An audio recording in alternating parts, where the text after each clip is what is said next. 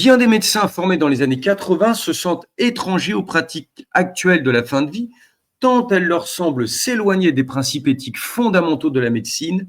L'arrêt de l'hydratation en particulier soulève une indignation massive et légitime. Comment, qui va oser vraiment nous argumenter l'arrêt de l'hydratation? Alors, on est allé tout simplement poser la question à l'IA. Mais Valérie, comment commenter ce que nous dit l'IA sur l'arrêt de l'hydratation?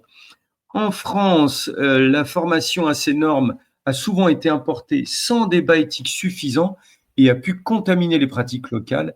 L'arrêt de l'alimentation et de l'hydratation artificielle a été normalisé, c'est-à-dire qu'on arrête de faire manger quelqu'un qui est complètement sédaté, on peut l'entendre, la personne, elle dort, elle va faire une fausse route, on peut entendre qu'on arrête l'arrêt de l'alimentation par la bouche. Néanmoins, il y a des gens qui ont des possibilités d'alimentation par des sondes qui vont directement dans l'estomac ou par des sondes nasogastriques. Mais en tout cas, l'hydratation artificielle, c'est-à-dire même pas une perfusion pour que la personne soit hydratée, comment est-ce qu'on a pu en arriver là? L'arrêt de l'hydratation. Vous le savez bien tous, quand on laisse son chien à la maison ou son chat, il y a une chose à laquelle on fait toujours attention, à côté de est-ce qu'il ne va pas faire des bêtises en notre absence? Est-ce qu'il a un bol? Est-ce qu'il a une gamelle pour boire?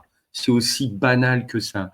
L'hydratation, c'est non discutable, c'est non négociable, en dehors d'une personne qui serait littéralement en surcharge hydrique. Moi, c'est ce que je travaille depuis 25 ans en hémodialyse. Il y a des gens qui sont en surcharge hydrique liée à une absence de rein. C'est particulier, on appelle ça les insuffisants rénaux chroniques. C'est une case qu'on met totalement à part, où là, effectivement, il va falloir faire attention à l'hydratation.